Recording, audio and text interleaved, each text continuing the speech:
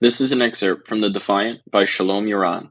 At the time, he was a member of a Soviet partisan group who was tasked with unconventional warfare against the Nazis. The mission was to infiltrate the German garrison at Kurzekik and to burn a factory which produced wooden rifle butts. I was dreading to return to the town where I had spent the longest and worst days of my life. We were also to cut the telephone poles between two towns. We came up with a detailed plan, and just before we set out, we got our promised arms, if you can call them that. Jakob was given a revolver with one bullet, and Label and I each got a German hand grenade. That was all. With those weapons, we were expected to outfight the 200 Germans and 50 local policemen stationed in the town. We were given the name of a peasant who was an informer for the partisans. When we found him, he told us the exact location of the German guards and the police and described their system of guarding. The German camp was situated at the end of town.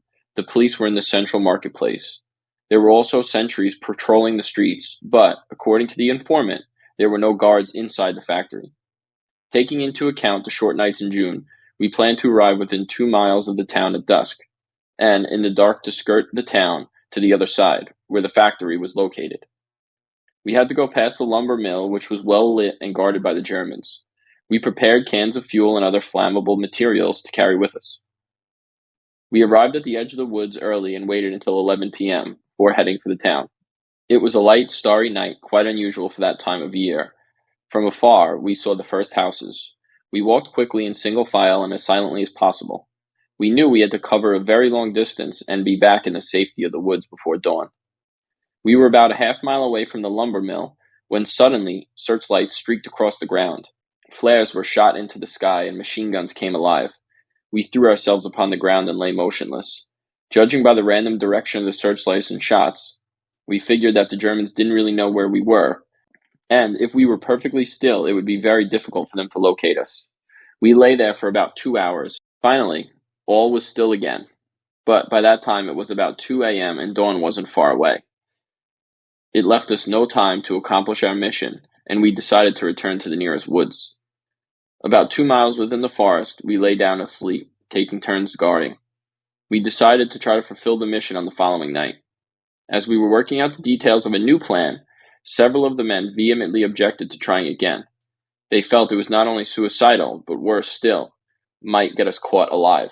They claimed that if we managed to arrive at the factory and set fire to it, we would still have to take the same route around the town, passing a main road and coming near the lumber mill. At these dangerous spots, our route of retreat could easily be cut off, leaving us surrounded by Germans. We didn't even have enough ammunition to kill ourselves. Jakob and I insisted on going. We felt, at this point, we should not back out. I asked for volunteers, planning to go alone if no one else offered. 3 other men joined, and 5 of us set off. The remaining men were to complete the other part of the mission by cutting down the telephone poles as soon as they saw the factory in flames. If we hadn't succeeded in burning the factory by 3 a.m., they would just cut down the poles anyway. They had 1 grenade among them. We planned a meeting place in the woods after the mission. We left the forest at dusk. It was dark when we arrived near the lumber mill. This time we crawled very cautiously and aroused no suspicions. We crossed the field and the main road quickly and safely. At the outskirts of town, we removed our shoes as an extra precaution. Simeon knew the way and led us straight to the factory yard. We silently helped each other over the wall. The factory was a long and narrow wooden building, stretching all the way to the main street, which was constantly guarded by German patrols. A row of houses stood along each side of the yard. So far, no one was aware of our presence. Simon, armed with a stick shaped to look like a rifle, stood guard in the yard. He was to warn us in case of danger.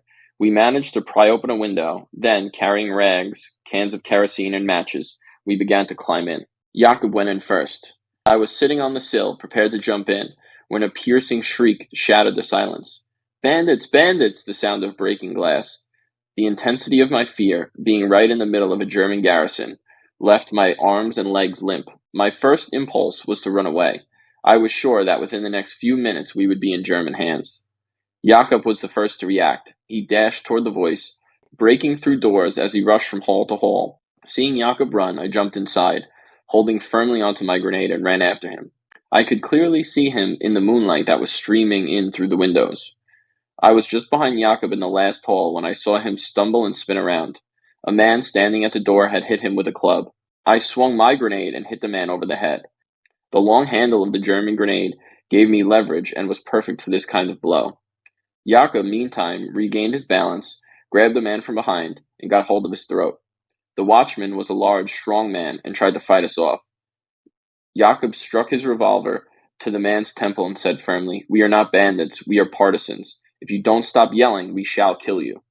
The man instantly stopped resisting and pleaded, "I am only the night watchman. Please don't kill me." Jakob began dragging him back the way we came, all the while holding the revolver to his head. I raced back to the other men, calling, "Come in and burn the building." They jumped in and spread the rags along the wooden walls of the first hall and poured kerosene over them. I grabbed one of the cans and started splashing fuel on the walls. Meanwhile, Jakob had dragged the watchman to that hall. When the watchman realized what we were about to do, he tried to shout again, but Jakob silenced him. The fire we lit began to spread with incredible speed. The men were already outside when I jumped through the smoke-filled window. Thinking I was the last one out, I began running to safety. Suddenly, I realized that Jakob wasn't there with us. I heard boots running and gunshots from the direction of the street. I ran back to the window. In the middle of the burning hall stood Jakob in his bare feet, his red hair in wild dismay, his shirt torn, still holding the watchman by the throat and aiming the revolver at his head. I yelled, "Jakob, run! Everything is burning! Leave him! We're retreating! Run!" Jakob shoved the watchman aside and sprang out through the burning window frame. He got slightly burned, but his clothes did not catch fire.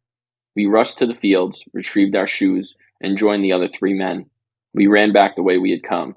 Glancing back, we saw the flames rising and spreading. Gunshots, machine gun fire, and flares were flying in all directions. Each time a flare lit the sky, we threw ourselves to the ground. Counting on the chaos around us, we ran across the main road, not far from the lumber mill. We hoped to be safely back in the woods by the time the Germans figured out what had happened.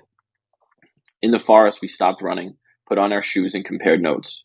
Simon told us that when the watchman started shouting, people in the nearby houses began peeking out through the windows, asking what had happened. Simon told them, "Don't go out, don't open your windows. We are partisans. If you disobey, we shall shoot you." They quickly barred their windows. Our other group was already at the appointed meeting place when we arrived. They managed to reach the main road, then separated into pairs. When they saw the flames and heard the shots, they started to saw the telephone poles.